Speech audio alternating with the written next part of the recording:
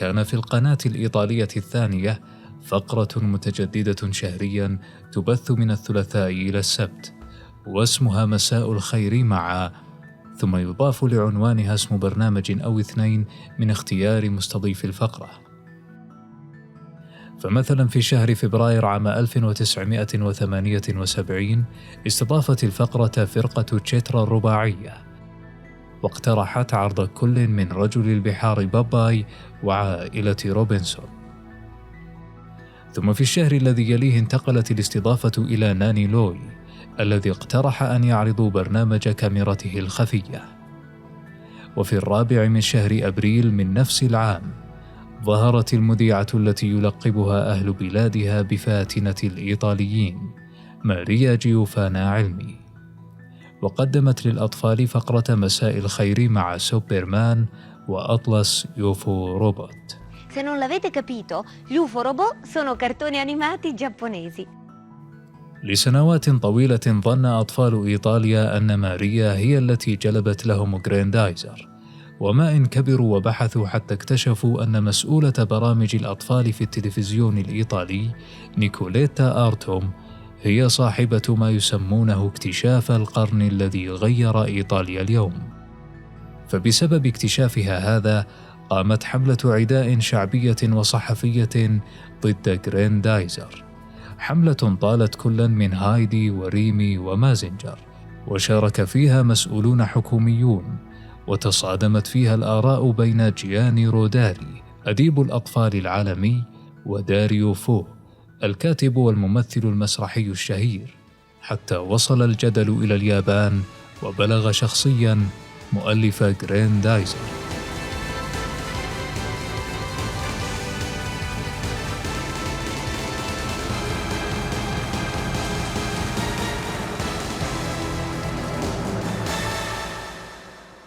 كان لدى نيكوليتا خبرة كافية في أذواق الأطفال نتيجة إدارتها فقرة أبطال الكرتون عام 1971، ثم فقرة قطرات عام 1976، فعرفت بها نوع ما يميل الأطفال إليه من البرامج.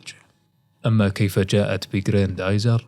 فخلال زيارتها المعرض الدولي للأفلام السينمائية والتلفزيونية الذي أقيم في ميلان عام 1977، ولما رأت غريندايزر في جناح فرنسي اتصلت نيكوليتا فوراً بزميلها سيرجيو ترينكيرو الذي يشاركها إدارة فقرة مساء الخير، وأخبرته بمدى انبهارها بهذا المسلسل، واصفة له روعة الرسوم المتحركة وقصتها الجذابة غير المسبوقة التي لا مثيل لها والتي تفوق حدود الخيال العلمي. ثم بدأت بمحاولاتها لجلب هذا المسلسل إلى بلادها، فأقنعت التلفزيون الإيطالي الحكومي بشرائه، وبث في 4 من أبريل عام 1978.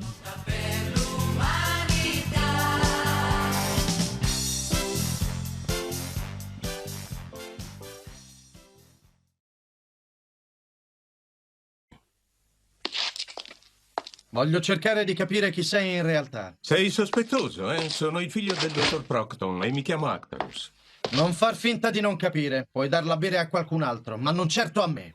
خلال بث غريندايزر وسوبرمان كتب صحفي مقالا يقارن فيه بين شخصيتي كلارك كينت ودايسكي، فقال أن شخصية سوبرمان مشهورة حتى بين الكبار، أما غريندايزر المنتج الياباني فلا شعبية له في إيطاليا.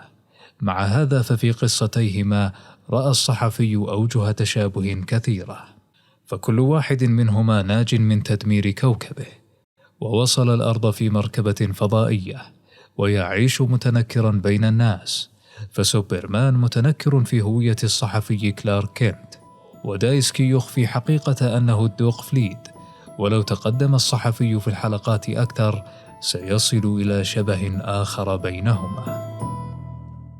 في آخر المقال انتقد الصحفي شبكة الراديو والتلفزيون الإيطالية لوضعها جوائز تحفيزية لمشاهدي المسلسلين، فهو يرى أن نسب المشاهدة العالية لأفلام حرب النجوم خير دليل على إقبال الإيطاليين على المسلسلات المتمحورة حول الفضائيين، والواقع أن كلامه صحيح. فالجمهور الإيطالي في تلك السنوات كان مولعا بحكايا ونظريات الخيال العلمي وبكل ما يتعلق بالأطباق الطائرة وأشباهها.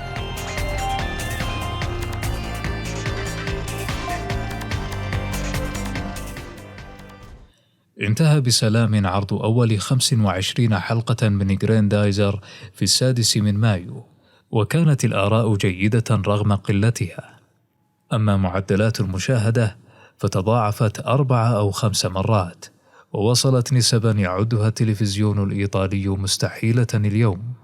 وفي الشهر التالي استضاف الفقرة المغني فرانكو فرانكي، وأراح الأهالي من الأبطال الخارقين باختياره عرض كرتوني توم وجيري. وبعد 7 أشهر عاد جراندايزر ب25 حلقة أخرى. وبمناسبة عودته كتبت الصحفية جوليا بورغيزي مقالا تستذكر فيه أحداث الحلقات السابقة وتشوق فيه الجمهور للحلقات القادمة. ولم تكن هذه المرة الأولى التي تكتب فيها جوليا كلاما حسنا عن جراندايزر، فخلال عرضه الأول كتبت مقالا بيّنت فيه أنها متابعة للمسلسل، وكانت متيقنة بأن عرض كرتوني توم وجيري لن يرضي المشاهدين الصغار.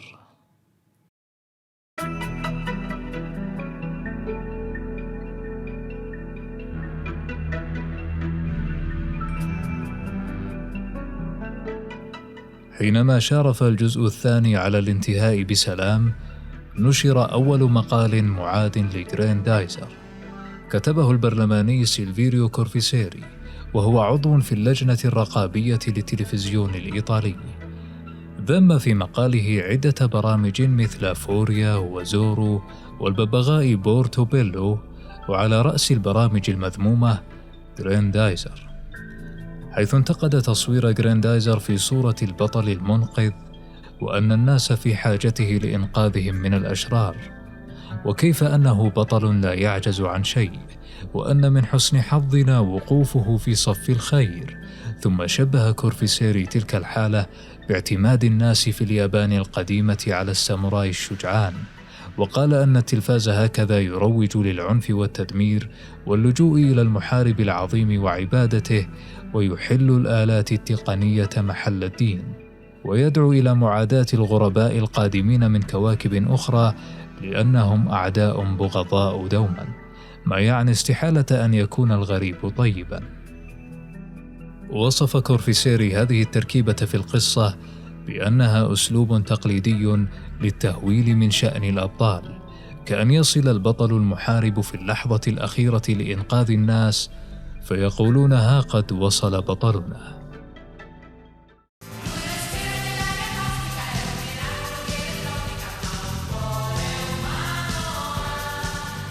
تساءل كورفيسيري عن أثر ترديد الأطفال عند أشقائهم الصغار شارة المسلسل الإيطالية المليئة بالكلمات المبهمة. تساءل إن كانت تلك الكلمات ستثري لغتهم أو فكرهم، ثم تساءل عما ستورثه في أفكار تراثهم، أي في امتداد ثقافتهم عبر السنين. وأخيرا تساءل عن كيفية مواجهة الأهالي للغة جراندايزر الفقيرة حينما يغضب، أي ما ينادي به الدوق فليد من أسماء الضربات حين يضرب بها. يقول كورفيسيري أنه طرح هذه الأسئلة باعتباره أبا ونائبا في اللجنة التوجيهية والرقابية على شبكة الراديو والتلفزيون الإيطالية، ثم تطرق للحديث عن تقصير اللجنة الرقابية في رصد مخالفات ما يعرض في التلفاز، وانتقد طريقة معالجتها للمواضيع الهامة، مشيرا إلى قضائهم جل وقتهم في مناقشات متعلقة بالسياسة وتهاونهم عن مناقشة ما ينقله التلفاز من رسائل يومية. ورغم انتقاده تقصيرهم في المراقبة، عاد وعذرهم في السطور اللاحقة، قائلا أن مناقشة مسلسل مثل جراندايزر تحتاج مراكز مراقبة منظمة تضم خبراء في الاتصالات الجماهيرية وعلماء تربويين وصحفيين ومؤرخين وفلاسفة ونقادا سينمائيين ومسرحيين، أي باختصار تحتاج لجنة المراقبة لتناقش مسلسل غريندايزر وزارة كاملة. ختم مقاله بأن تجاهل المشكلة أكثر تطرفاً من ذكرها. بعد كتابته هذا المقال بأيام قليلة استضيف سيلفيريو كورفيسيري في برنامج إذاعي، وقد جرت العادة في هذا البرنامج أن يطرح فيه الرأي والرأي الآخر، على الأقل حتى جاءت هذه الحلقة وخالفت العادة، فقد حل كورفيسيري ضيفا فيها ليهاجم غريندايزر، وشاركته الهجوم مذيعة البرنامج بيمبا دي ماريا، مما اضطر معد البرنامج إلى التدخل من حين لآخر كي يخفف تحاملهما على المسلسل. تضمنت الحلقة رد كورفيسيري على اتهامه بأنه المتسبب في انقضاء بث الجزء الثاني من غريندايزر، فقال أنه يتمنى لو أن بيده تلك السلطة، وأوضح أن شكواه لم تؤخذ بعين الاعتبار مطلقا، لا من قبل هيئة الإذاعة والتلفزيون ولا من قبل مجلس الإدارة، وقال أنه لم يقصد اقتراح حجب المسلسل إن كان حقا قد انتهى عرضه بسبب مقاله. وفي أثناء الحلقة قرأت المذيعة رسالة أب من مدينة إيمولا قال فيها: يبدو لي أننا نساهم في خداع أطفالنا الإيطاليين، حيث تغرس فيهم فكرة أن كائنات فضائية تهدد الأرض، في حين أن التهديد الحقيقي منبعه النزاعات وسباقات التسلح وانحلال البيئة الطبيعية، فضلا عن اشتمال هذا البرنامج روحا عسكرية خشنة تطغى على العقول غير الناضجة. ثم اختتم رسالته بأن التلفاز يعرض لمشاهديه معاركا ضد كائنات فضائية ليلهيهم عما هم مقبلون عليه من كوارث نووية حقيقية.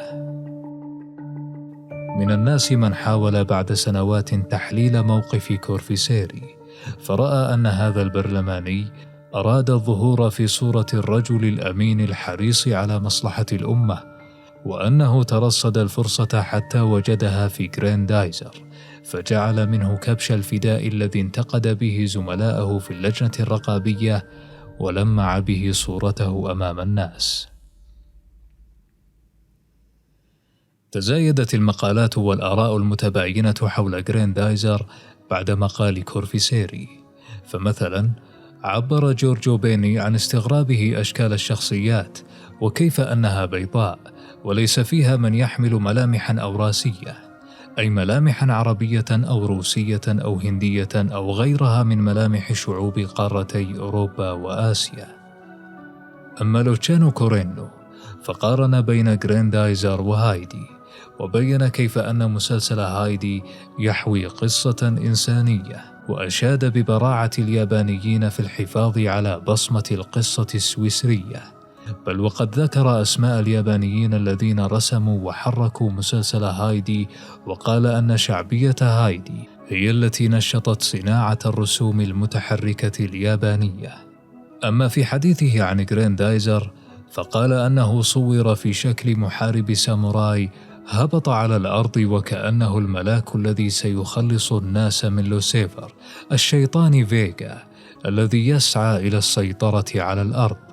كورينو يظن أن قصة غريندايزر مستوحاة من مصدر غير ياباني كقصة هايدي، لهذا رجح أن اليابانيين ربما استلهموه من قصة نبي الله داود مع جالوت أو من حكايا ألف ليلة وليلة، ولم يضيفوا له سوى أن جعلوا تصميمه شبيها بمحاربي الساموراي.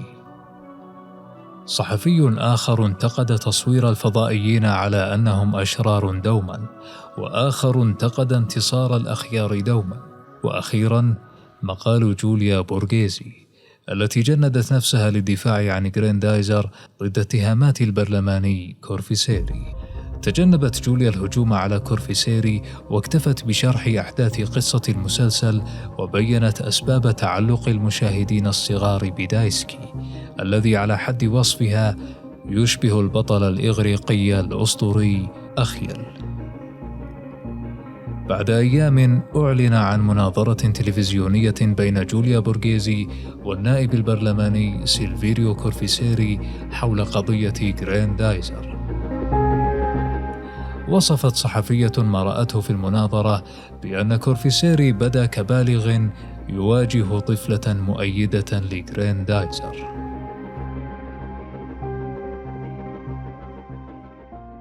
مع بدء بث المجموعة الأخيرة من حلقات غريندايزر، نشرت نيكوليتا آرتوم مقالا في إحدى المجلات للترويج للمسلسل، فبدأت مقالها بما يبدو تفسيرا لمن يجهلون طبيعة مواد الرسوم المتحركة.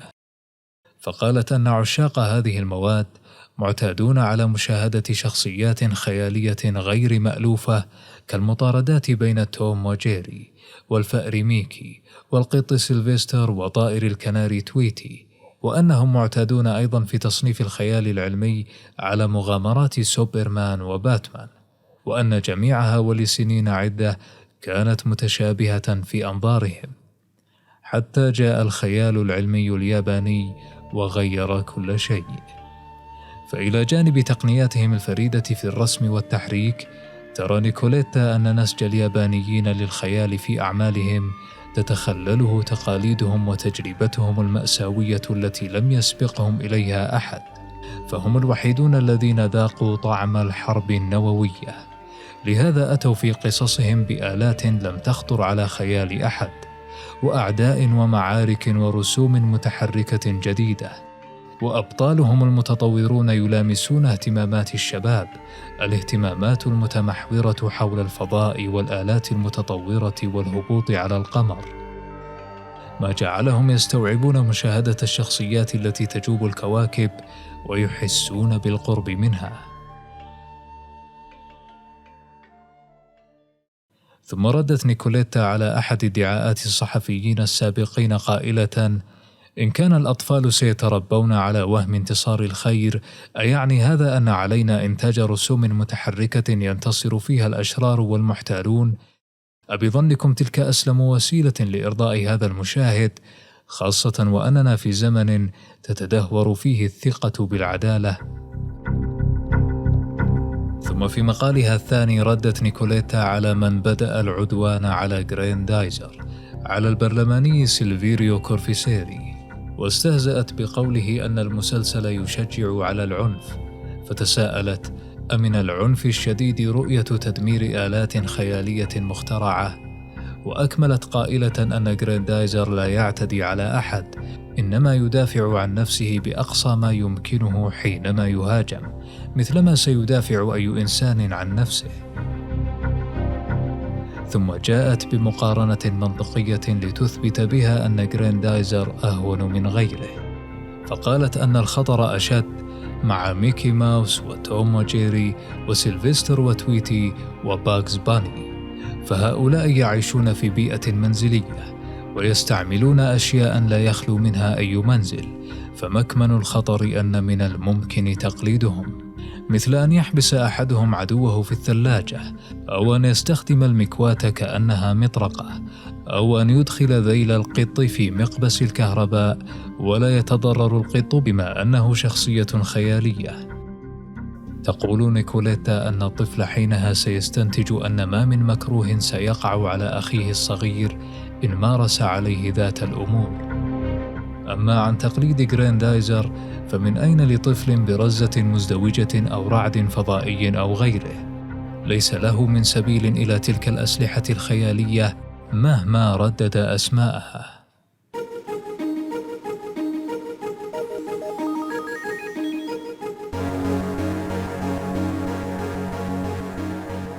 لم ينتهي الجدل مع انتهاء المسلسل، بل لم يبدأ بعد، فحينها جاء التلفزيون الإيطالي بمسلسل مازينجر زد طمعا في جني أرباح مماثلة لسابقه، وهذه المرة أرادوه في القناة الإيطالية الأولى، وجاءوا بماريا جيوفانا علمي لتقدمه، لكن الذبذبة في الآراء تجاه غريندايزر شكلت عائقا أمام القناة، فجاء مسؤولو التلفزيون بحيلة خبيثة في نظر الإيطاليين، حيث نظمت القناة الأولى استطلاعا أشبه بالتحدي بين شخصيتين للأطفال، والتحدي بين مازينجر وبينوكيو.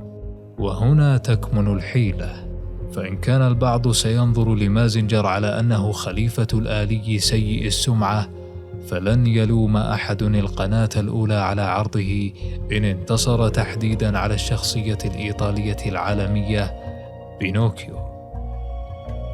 كان المسؤولون في التلفزيون على يقين بأن مازنجر سيربح التحدي. هذا يفسر شراءهم إياه مسبقاً وبدء بثه قبل إطلاق هذا الاستطلاع الذي يهدف في المقام الأول إلى إخلاء مسؤولية القناة الأولى، فالجمهور هو الذي سيختار مازنجر وسيفضله على بينوكيو. إلا أن وسائل الإعلام الصحفية والإذاعية التي تداولت التحدي سعت إلى قلب الكفة لصالح بينوكيو، فهو في إيطاليا يعد شخصية وطنية لا ينبغي في نظرهم أن تخسر ضد أي شخصية أخرى. فمثلا في إذاعة كوريري تي في قالوا: إن كنتم تميلون إلى التصويت لمازنجر فننصحكم أولا بقراءة بينوكيو. وفي أول صحيفة تنشر خبر الاستطلاع كان يشار إلى أن التحدي بين مازنجر العنيف وبينوكيو حامل القيم. كان الترويج مصحوبا بدعم لشخصية بينوكيو، فحتى المسؤولون عن عرض نتائج الاستطلاع أبدوا رغبتهم بفوز بينوكيو. وفي النهاية، وبعدما يزيد عن شهرين، ظهرت نتائج الاستطلاع في 11 من أبريل، وقد قاربت فيها الأصوات 15,000 صوتا، وبفارق ضئيل فاز الروبوت الياباني على البطل الإيطالي. إن كان كورفيسيري قد استغل غريندايزر لمصالحه الخاصة، فالتلفزيون الإيطالي ضحى بشخصية وطنية لحماية المسلسل الذي يدر له الأرباح. لكن حدثاً هاماً وقع قبل إعلان النتائج بيومين.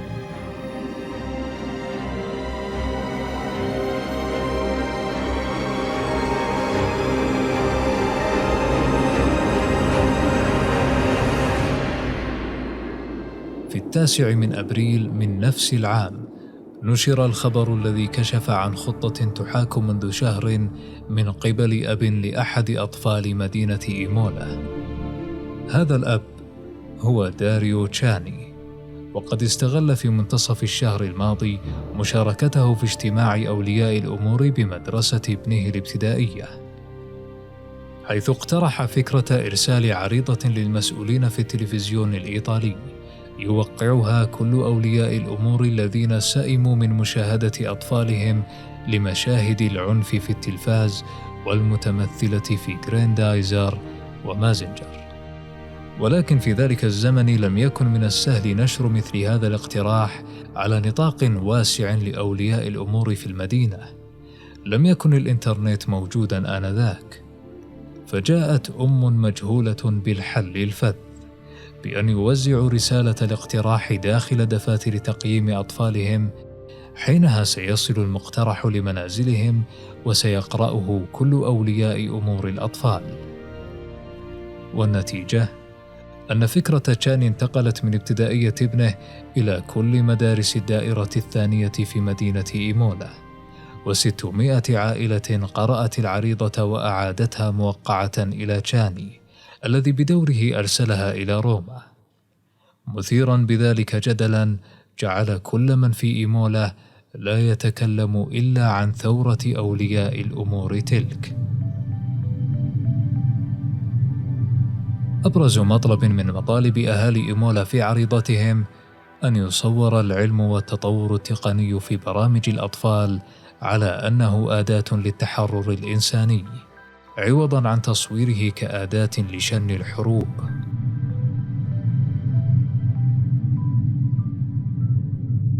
أشاد مدير مدارس الدائرة الثانية بما فعله داريو تشاني، فهو يرى أنه تحلى بالقوة وبادر بما لم يبادر به آلاف الآباء، ووقف في وجه طاعون العنف التلفزيوني. ثم بلغ الأمر عمدة مدينة إيمولا، فأشاد بجهود الأهالي والمعلمين وأيدهم قائلاً أن أطفاله منغمسون في تلك الشبكة، ففسر الصحفي ماركو ماروزي تلك الشبكة بأنها عبارة عن الرسوم المتحركة المؤثرة والمستمرة في التكاثر، فقال أن غريندايزر أنجب مازنجر، ولاحقا جاء الفولاذي جيك وغاندام وتيكا مان، ثم جاء ما أسماه خطأ آسترغانغا، والمفترض أنه يقصد آستروغانغا المعروف في الوطن العربي باسم جونكر، وأخيرا دايتارن الثالث.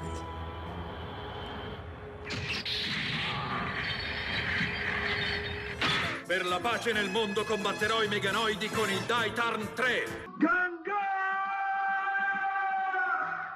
Vieni, Ganga, Eros.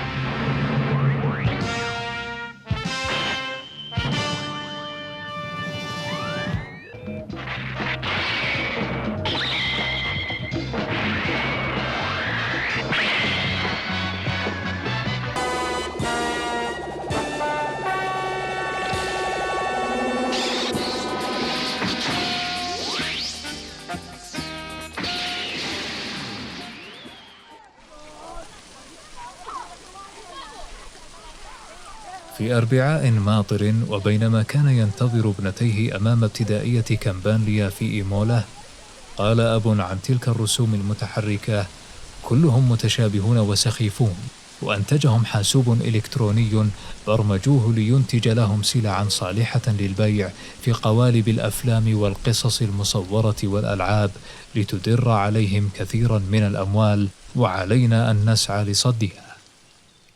أيده الرأي واحد ممن شاركوا في توقيع العريضة، وهو عامل في أحد المصانع، وأوضح أنهم لا يسعون إلى إيقاف تلك الرسوم، إنما يسعون إلى تقليل غزارتها، لأنها في نظره تجعل أطفالهم أغبياء، ولأن عصابة غريندايزر صارت كابوسا للأهالي والمعلمين. وقالت خبيرة النفس الطفولي التي تتولى التنسيق بين مدارس الأطفال في البلدية أن كل هذا مدروس بعناية، لأن ابنتها لم تبلغ عامها الأول بعد، ومع هذا فقد جذبتها الأصوات والألوان في تلك الرسوم واستحوذت على حواسها. واشتكى معلم من تقليد الأطفال ما يرونه من مشاهد عنيفة تفوق المعقول في طبيعتها ومقدارها، وهذا التقليد زاد من العدوانية في حركات الأطفال ولغتهم التي صارت تحوي ألفاظا تشير إلى الضرب والتحطيم والتفجير. أما مدير التعليم جيوفاني سافيني فلم يقف عند شخصيات الآليين وحسب، بل انتقد أيضا شخصية هايدي وريمي لشدة براءة هاتين الشخصيتين، واستحالة أن تعيش شخصية في عالم من المعاناة وهي بتلك البراءة. ثم حن إلى الماضي وامتدح جيله لما كانت اللهفة لأفلام ديزني، فقال أنها كانت أفضل بكثير من تلك الحدائد. وقالت امرأة أن ابنها هائج في النهار وصرخاته تعلو في الليل وهو يحلم بمازنجر، ولم تتحسن حالته الدراسية إلا حينما أغلقت دونه التلفاز. فعارضها الرأي أب يعمل في السكك الحديدية قائلا أن أطفالهم لن يتعلموا شيئا هكذا، واستشهد بابنته التي قال أنها تعرف كل شيء ابتداء بمازنجر وانتهاء بالأفلام الفاحشة. وبدر منه تصرف مستنكر أكثر من كلامه حينما أشار لفتاة بينهم يظن أنها ابنته. كان هذا المنحل كما وصفه القراء الأب الوحيد في المقال الذي رفض منع الأطفال من مشاهدة الرسوم المتحركة. ويظهر أن نشر رأيه مع آراء الأهالي الآخرين ليس من قبيل الموضوعية أو عرض النتائج المختلفة، بل يبدو أن كاتب المقال تعمد إظهار هذا الرأي الفج من الأب مقابل الآراء المتحضرة من المعلمين والمتعلمين، ليبين أن من سيقف ضد غريندايزر ومازنجر متحضر وخلوق ومتعلم مثلهم، أما من سيدعم غريندايزر ومازنجر فلا بد أنه همجي ومتخلف مثل ذلك الأب. محصلة ما فعله هذا الصحفي أن أعداد من كانوا يدافعون عن غريندايزر تناقصت، حتى صار من يود الدفاع عنه يلتزم الحياد كي لا يضعه الناس في مصاف الأب المنحل.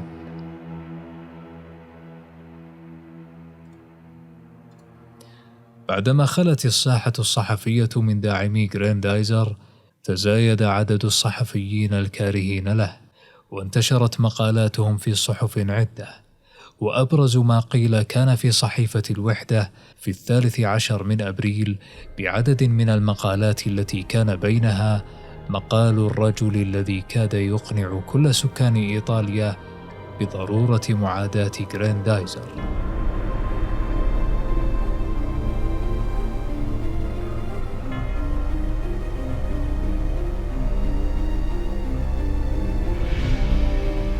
هل غريندايزر عدو للأطفال؟ كان هذا عنوان أول مقال في الصفحة. بدأه المعلم لومباردو راديس بمحاولة تبرئة نفسه من الدفاع عن غريندايزر، فأبدى اتفاقه مع زملائه المعلمين ومع أولياء الأمور في إيمولا. ورغم تأكيده في تكملة مقاله على اتفاقه مع أهالي إيمولا، إلا أن من السهل ملاحظة اختلافه معهم. فمن جهة انتقد راديس الاستسلام التام لما يعرضه التلفاز من تفاهات وبرامج تجارية، ومن جهة أخرى انتقد أيضا التزمت في الجدية. ثم استشهد راديس بمقال كتبته لوانا بينيني، أخذ منه جزئية فلسفية ملفتة، وبين أنه يرى ذات الفلسفة تنطبق على البالغين أيضا، حيث قال أن الخيال والعواطف الأساسية التي تثيرها القصص الخيالية تشكل حاجة للطفل، فإن كان الطفل يميل إلى سلوكيات أو رغبات شريرة سيراها متجسدة أمامه في صورة الأشرار القبيحين المرعبين، وحينها سيتحرر منها.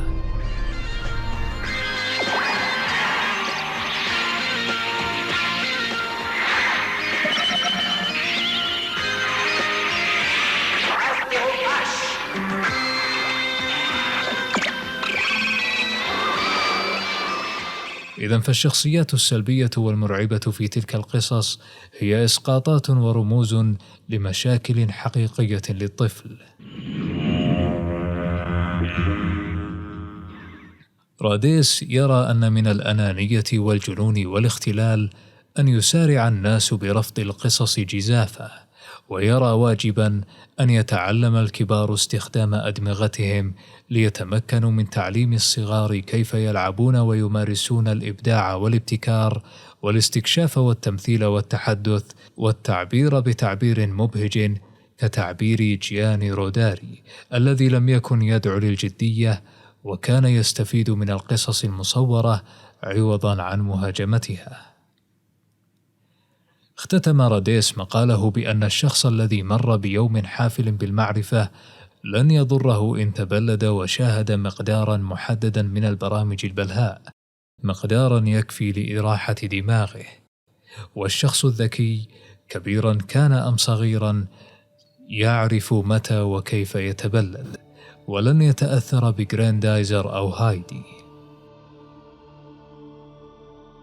تخشون الحرب وتدلعونها علينا، عبارة قالها أحد طلبة مدرسة في رومانيا أثناء لقائهم بالصحفية مارينا ماريسكا، التي كان مقالها عبارة عن لقاءات مع أطفال المدارس لتسمع وجهة نظرهم تجاه رسوم الروبوتات المتحركة. فكان جميعهم من محبي تلك الروبوتات، ومنهم من يتمنى أن يمتلك آليا مثل غريندايزر أو غاندام، حتى وصفت الصحفية الصبيان منهم بعبيد الروبوتات.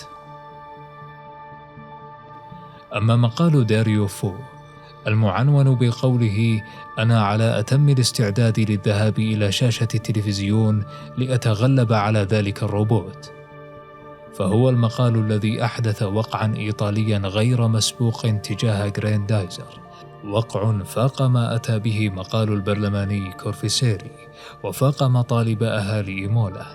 مقال خاض في تركيبة قصة غريندايزر وحاول تفسيرها ليقنع الناس أن مؤلفها الياباني ليس إلا مخادعا.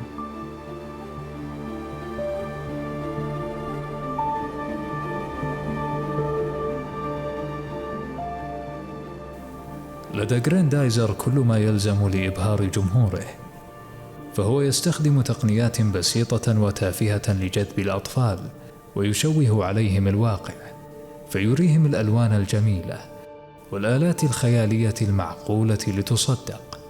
والعالم دائما مقسوم قسمين، الخير في جهة والشر في الجهة الأخرى، والشر دوما فظيع وقذر وقبيح ووحشي، ولا يكون بينه وبين التغلب على الخير إلا خطوة، فنشعر أمام التلفاز بالقلق من الشر، ثم يغمرنا الخوف من احتمال انتصاره، ثم ينتابنا إحساس قوي إنه كرهنا يزداد تجاه العدو.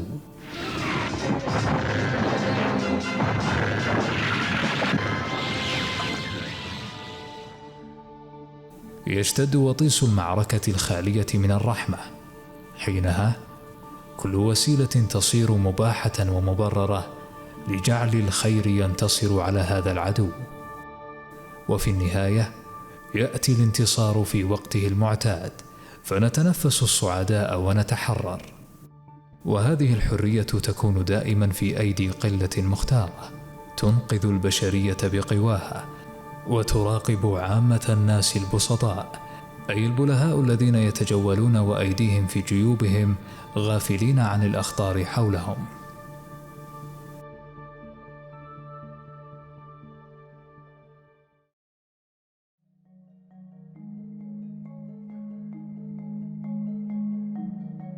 يعتقد داريو فو أن جراندايزر يفتقر للجدلية، ولم تقد ظروف موضوعية الأشرار فيه ليصيروا أشراراً، أي أنهم أشرار وحسب.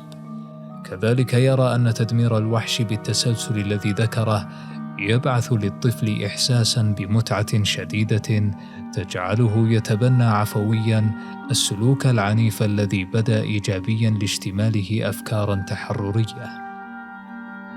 شبه داريو هذا النمط بالميثولوجيا الفاشية التي لطالما جعلت الخصم يبدو قذراً ومرعباً، ثم استشهد بقصة القديس جورج والتنين، وكيف أن التنين كان بشع المظهر والمطلب، ووجود كائن خيالي خارق للطبيعة كهذا التنين رفع من شأن البطل الخيالي جورج الذي قتله وخلص الناس من شروره.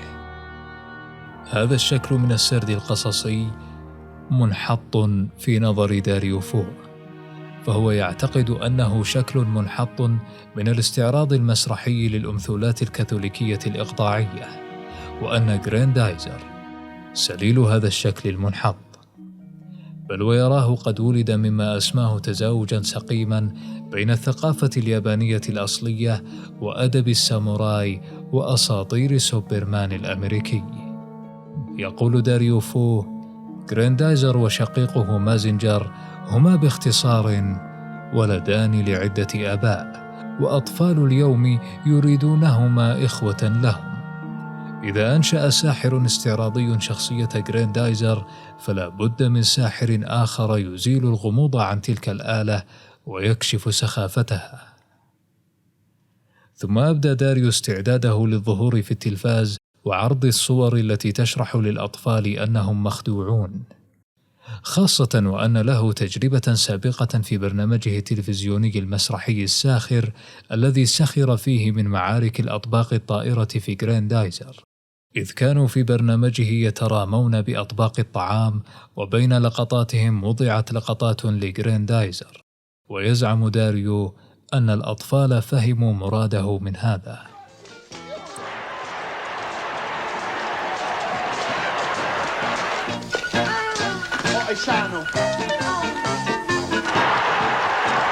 Contenti voi, contenti? Abbasso la pubblicità, i concorsi e viva la dignità!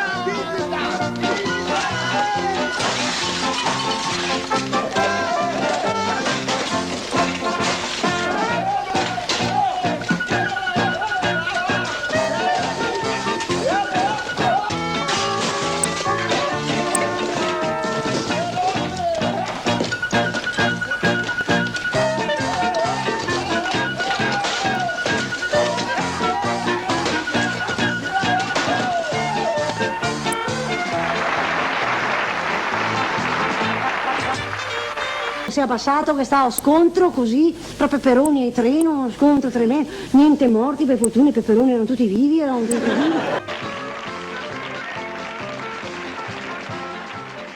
وأخيرا بيّن داريو فو أنه لا يؤيد حجب غراندايزر، لكنه يدعو لمقاومته وفضحه.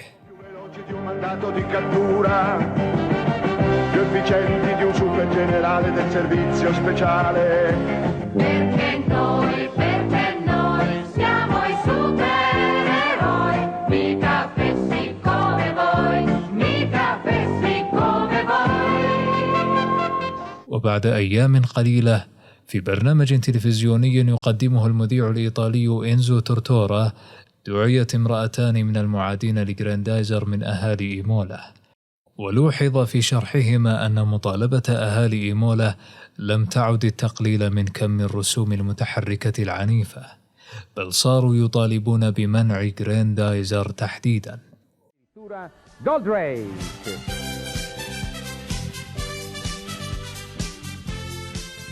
قال مذيع البرنامج أن الجدل ملأ كل الصحف، وأن على التلفاز منح الفرصة لمعادي غراندايزر كي يشرحوا موقفهم، بما أن التلفاز هو الوسيلة التي جاءت بغراندايزر في المقام الأول.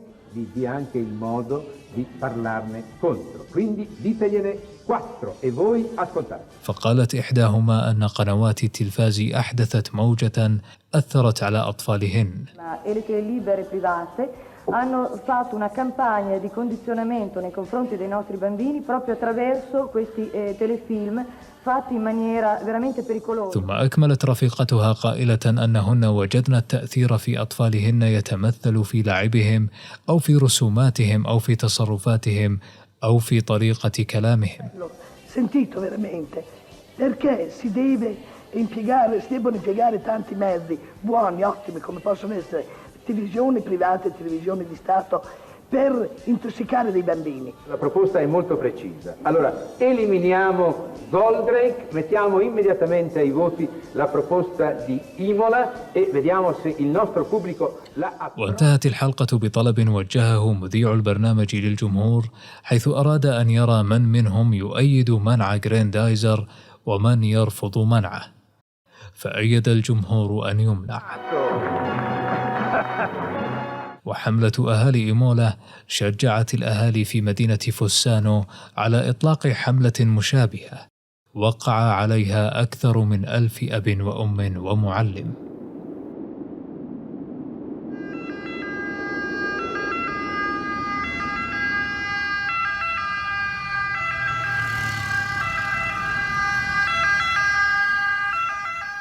بعد 3 أشهر فوجئ الناس بالخبر المأساوي، خبر موت طفل حاول تقليد غراندايزر، فامتلأت الصحف بعناوين لا تدين إلا غراندايزر، قائلين أنه صار يقتل أطفالهم عبر الشاشة وهم مكتوفو الأيدي. العجيب أن تلك ليست حالة الوفاة الأولى لطفل حاول تقليد شخصية رسوم متحركة، فقبل حادثة هذا الصبي ب20 يوما حاول طفل أن يقلد طرزان، فلقي حتفه حينها ولم يلم أحد طرزان على هذا. كذلك قبل 10 أشهر مات طفل حينما قفز من النافذة محاولا تقليد الرجل العنكبوت، ولم يتلقى سبايدر مان أي هجوم أو لوم.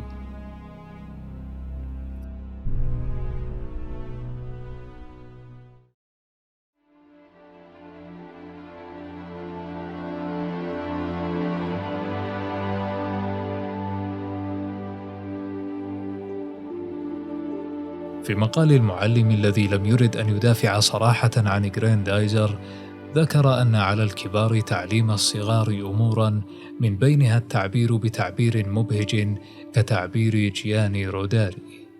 ذلك المعلم وغيره من المعلمين والصحفيين والأدباء يكنون للأديب الصحفي جياني روداري فائق الاحترام، بل حتى على نطاق عالمي حظي هذا الرجل بالتقدير حياً وحتى بعد وفاته. وكان قد كتب رأيه تجاه قضية غريندايزر قبيل وفاته بقليل، فقد توفي بعد ثورة أهالي إيمولا ب5 أيام، لكن رده لم ينشر في حينه، حيث أراد قسم الثقافة في مقاطعة ميلان أن يدخر هذا التعليق وغيره من كتابات روداري لتنشر في كتاب لاحقا. لكن الجدل المستمر حول هذه القضية قاد قسم الثقافة إلى اجتزاء ما قاله روداري ونشره مبكرا. يعتقد روداري أن الناس لا يميزون أن برامج التلفاز متباينة وفيها الجيد والسيء، فهم يحاربون الوسيلة كلها لأنها في نظرهم تصد أطفالهم عن ممارسة نشاطات نافعة كزيارة المكتبات مثلا. الأهالي يركزون على مساوئ التلفاز ويتجاهلون محاسنه، لهذا أراد روداري التركيز على المحاسن، فقال أن أكثر حسنة تثير الاهتمام في التلفاز هي أنه حل محل الأدب الشفهي الذي عاصره أطفال الأمس. روداري ووالدته نشأا دون كتب، فوالدته كانت تعمل وهي في سن 7 في مصنع للورق، ويرجح روداري أن الكتب لم تكن موجودة آنذاك، لذا فالأطفال حينها نشأوا مع الأدب الشفهي، وهو الحكايات والألغاز والألعاب والأناشيد.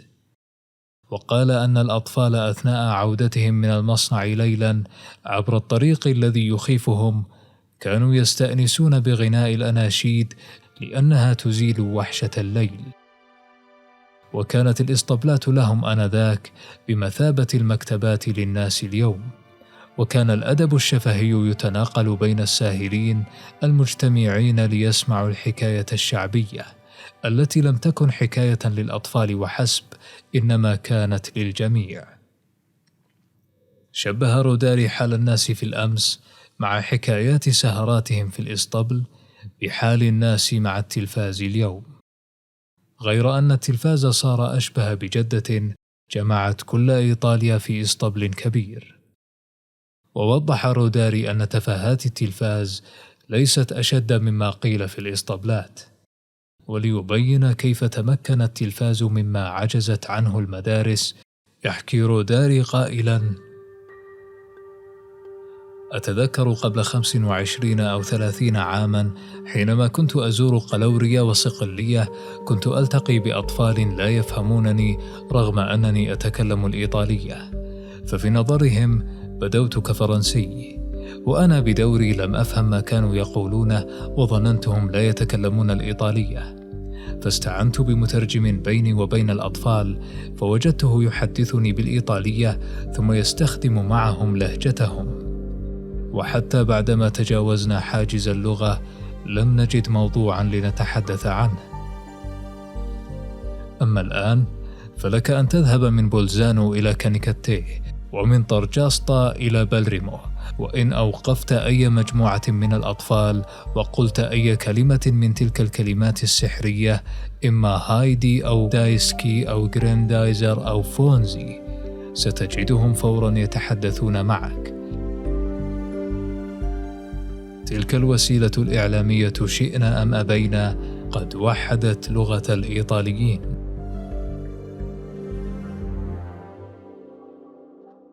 يرى روداري أن التلفاز وحد إيطاليا لغويا، حتى وإن لم يكن هذا هدف العاملين فيه، كما يرى أن تقمص الأطفال دور غريندايزر ما هو إلا محاكاة عفوية منهم معناها أنهم يريدون استخدامه لصالحهم ولا يريدون أن يكونوا خاضعين له. كذلك يعتقد روداري أن للأطفال الحق في تلقي ما قد يعتبر قصصا سطحية مثل غريندايزر أو هايدي لتنويع قراءاتهم وإشباع حاجتهم للخيال. وأخيرا انتقد الأسلوب الذي يحرض به الصحفيون والأهالي على قصص الأطفال كأن ينشئ استطلاعا بهدف إثبات قناعاتهم الشخصية تجاه أي ظاهرة، متجاهلين آراء الأطفال الحقيقية فيها.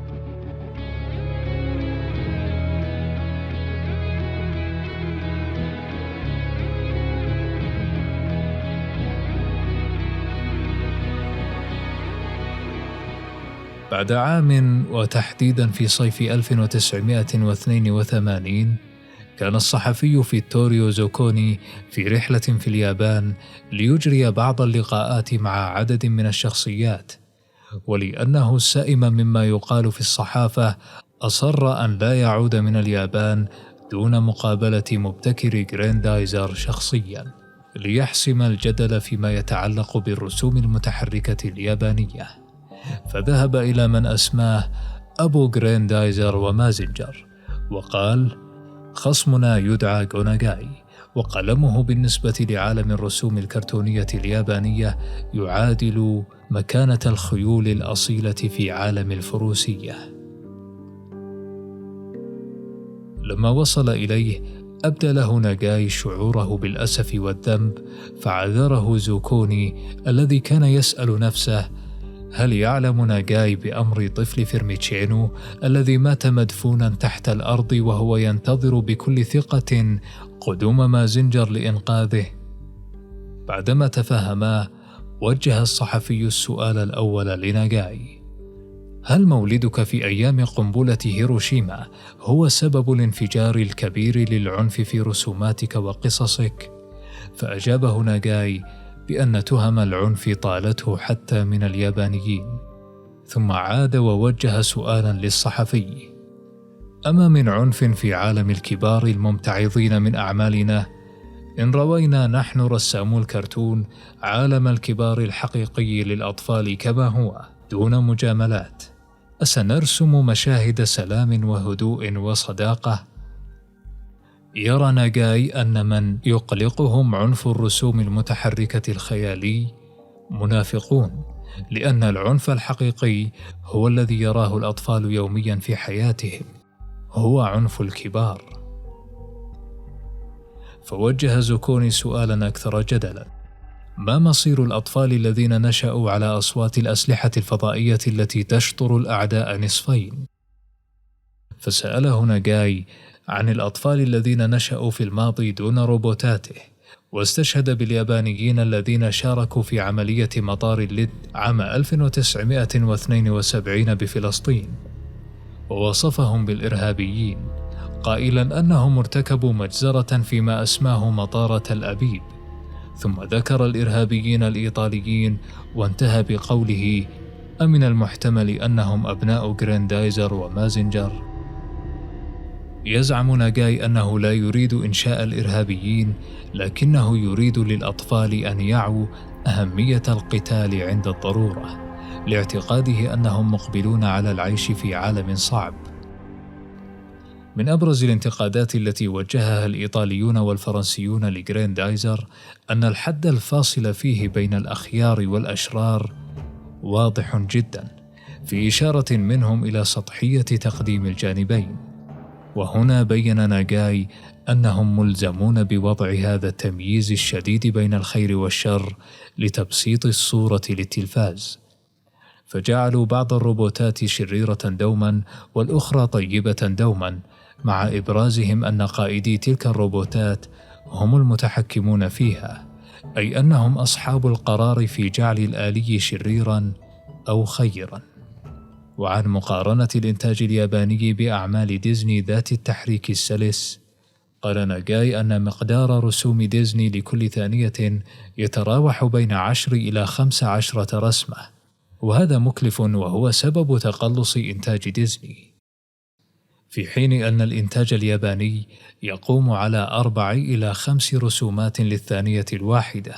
ورغم هذه الطريقة الاقتصادية في الإنتاج، فإن تكاليف الصناعة آخذة في الارتفاع. فسأله الصحفي عن نيتهم في الاستعانة بالحواسيب لصناعة رسومهم المتحركة، وأجابه ناغاي بأن شركة ديزني تسعى إلى ذلك، ولهذا صار نصف إنتاجاتها مصنوعا بالحاسوب، لكنهم غير مهتمين بهذا في اليابان، لظنه أن الحاسوب محدود الإمكانيات وليس فيه ما يثير الاهتمام ولا يمكن الاعتماد عليه في التحريك، إضافة إلى أن طريقتهم اليابانية البسيطة تغنيهم عن التفكير في الاستعانة بتلك التقنية. مع حديثهما عن الجانب الاقتصادي، تدخل المسؤول عن القسم الدولي لشركة توي دوغا وأعرب عن استيائه من بعض الممارسات في إيطاليا، حيث أكد أن أرباحهم كانت لتبلغ المليارات لو لم يتحايل عليهم من نعتهم بالعصابات الإيطالية الذين خالفوا القوانين الدولية لحقوق النشر وعقود عمليات البث، وصنعوا الدمى والقمصان وغيرها من السلع التجارية دون ترخيص. وليوضح مدى أهميتها، قال مسؤول توي أن أرباحهم في اليابان من السلع التجارية تتجاوز أرباحهم من قيمة حقوق البث التلفزيوني. ولما تباهى الصحفي بأن لدى الإيطاليين حدسا مميزا لانتقائهم جراندايزر للتجارة به، سخر منه مسؤول توي وأخبره أن الفرنسيين سبقوهم إلى الرسوم المتحركة اليابانية. وبالنسبة لجراندايزر فإنهم في شركة توي يبيعون الحلقة الواحدة منه مقابل 3500 دولار في اليابان، ولإقناع الإيطاليين به اضطروا لبيع كل حلقة من موسمه الأول ب800 دولار لا غير، فيما باعوه للفرنسيين ب1600 دولار للحلقة. فسأله الصحفي زوكوني عما يبيعونه الآن، وتساءل إن كانوا يبيعون ما رآه من أعمال تحوي لقطات فاحشة ومشاهد مقرفة مثل التي في مسلسل أراليه المعروف عربيا بمغامرات رنا. فأجابه مسؤول توي بأنهم يبيعونها كلها، وأن مسلسل أراليه هذا وهو من أوائل أعمال أكيرا تورياما مشاهداته بلغت 21 مليون متفرج. بعدما توالت الصدمات على زوكوني وهاله ما رأى من رسوم المؤلفين الآخرين، هان عنده جراندايزر بكل ما يحويه من عنف نظيف كما وصفه مقارنة بتلك الأعمال الفاحشة. ولما عاد والتفت إلى غوناغاي ورآه جالسا في زاوية الغرفة منزويا على كرسيه يستمع لما يدور بينهما، صار في نظر زوكوني وديعا وعزيزا، وشبهه بالقسيس الإيطالي دون بوسكو.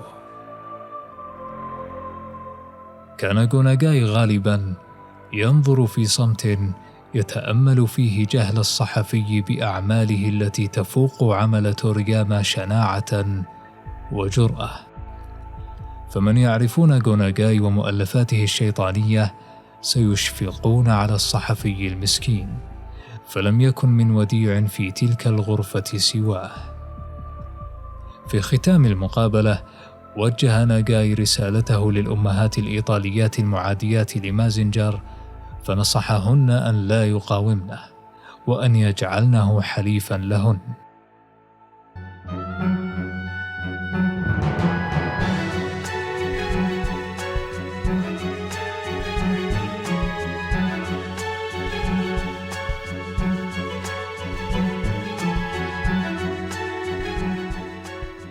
أعاد التلفزيون الإيطالي عرض جراندايزر بضع مرات رغم كل ما قيل عنه، ورد أحد كبار المشرفين في لجنة مراقبة التلفزيون الإيطالي على ما أثاره أهالي إيمولا، فبين أنهم مشغولون في اللجنة بقضايا تتعلق بالعري والسخرية من الدين وغيرها من القضايا الهامة، وأنهم يقدمون للأطفال ما هو رائج في السوق ولا يأبهون بتقديم مواد تربوية. ثم انتقد الأهالي ووصف فعلتهم بأنها حملة صليبية ضد الترفيه، ونصحهم بإخراج أطفالهم من المنزل إن أرادوهم أن ينسوا التلفاز.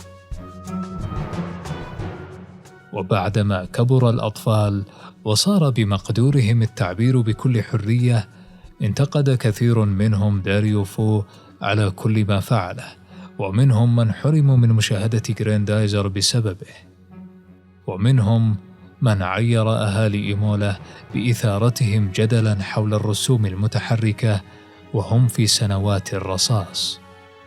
وآخرون اعتبروا البرلماني كورفيسيري منافقا أثار الجدل ثم غسل يده منه.